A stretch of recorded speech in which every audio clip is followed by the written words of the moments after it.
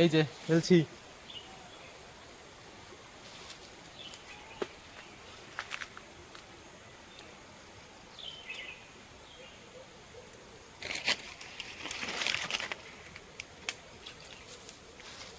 এই দেখো বড় একটা তেলাপিয়া,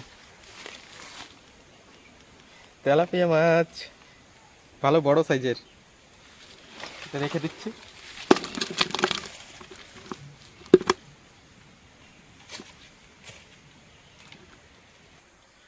তো হ্যাঁ বন্ধুরা, তখন একটা মাছ ধরতে না ধরতে বর্ষা এসে গেছে, তাই মাছ ধরাটা দেখাতে পারলাম না।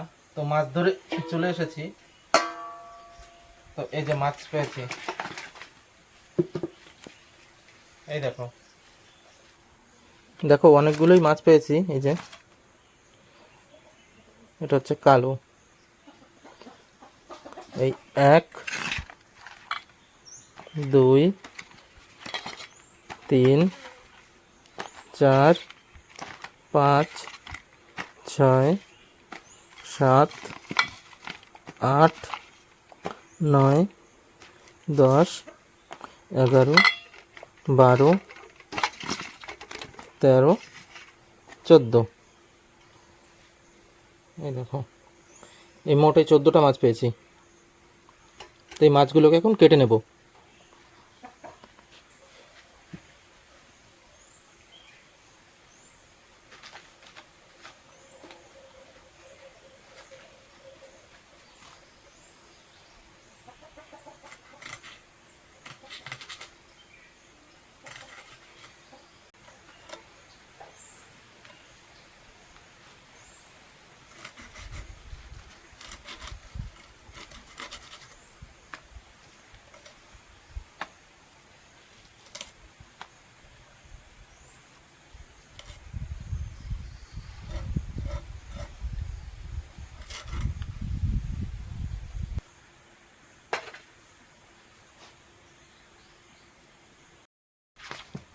এই যে আরেকটা নিয়ে নিচ্ছি, এটাও বেশ বড়।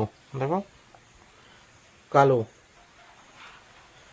শুধু এই 3টাই পেয়েছি কালোটা, আর বাকি সব আবার অন্য ধরনের। এই যে কালো যে মাছগুলো, এই মাছগুলো একটু বেশি বড় হয়। আর এই সাদাগুলো, এগুলো হচ্ছে পেঁচুরে জাতের, এগুলো বেশি বড় হয় না। আগে আমাদের পুকুরে এই কালোগুলো ছিল না, কোথা দিয়ে আসছে জানি না, কিন্তু এই কালোগুলোই এখন বড় হচ্ছে।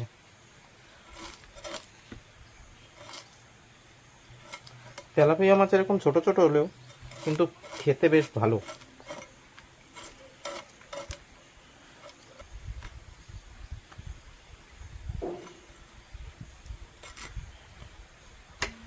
তো এক এক করে বাকি মাছগুলো কেটে নিচ্ছি। সম্পূর্ণ মাছ কাটা যদি দেখাই তাহলে ভিডিওটা অনেক বেশি বড় হয়ে যাবে। এই যে আর একটা মাছ বাকি আছে, এই মাছটা কেটে নিচ্ছি। এই মাছটা কাটা হলেই মাছ কাটা হয়ে যাবে। তো তাড়াতাড়ি মাছটা কেটে নিচ্ছি। এই যে কাটা হয়ে গেল, এবার মাছগুলো ধুয়ে নেব।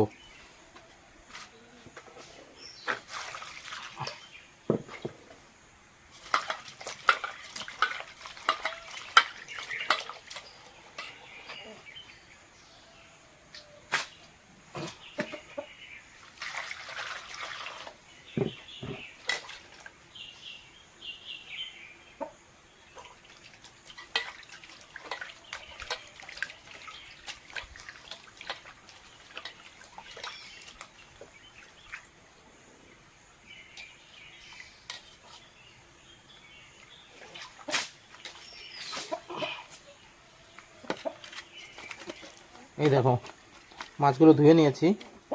আরেকবার রান্না করার আগে আরেকবার ভালো করে ধুয়ে নেব।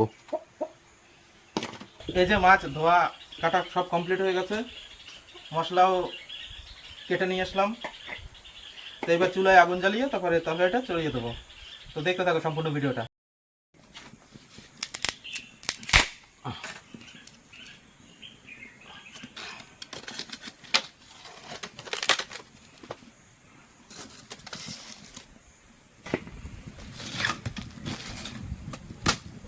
চুলায় আগুন জ্বলে গেছে, তো দিয়ে দিচ্ছি কড়াই, জিরা, পেঁয়াজ কুচি, টমেটো, রসুন,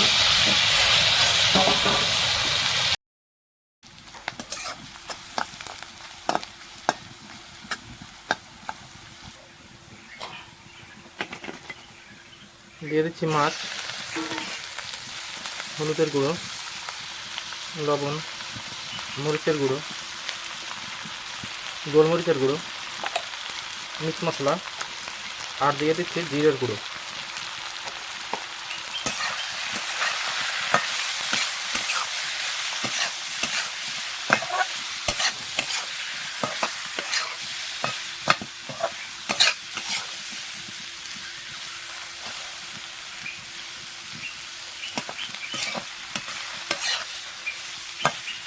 এবার মশলাটা মিশিয়ে গেছে ভালো করে,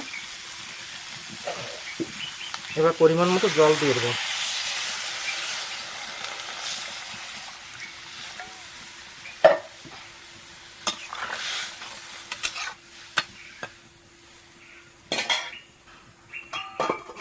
এবার ঢাকনা দিয়ে ঢেকে দিয়ে আঁচটা বাড়িয়ে দেবো।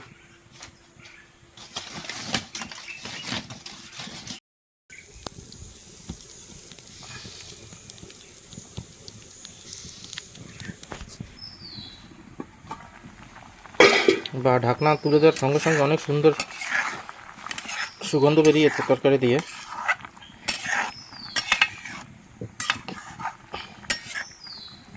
দেখো কি সুন্দর ফুটছে, ঝোলটা টেনে গেলেই তরকারিটা হয়ে যাবে। দেখো বন্ধুরা, ঝোল টেনে গেছে আর অনেক গাঢ় হয়ে গেছে তরকারিটা।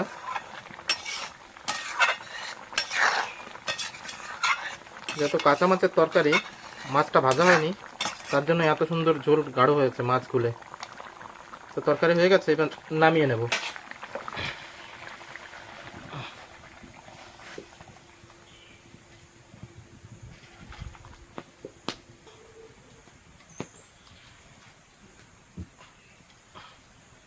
এই দেখো তরকারিটা কত সুন্দর কালার হয়েছে।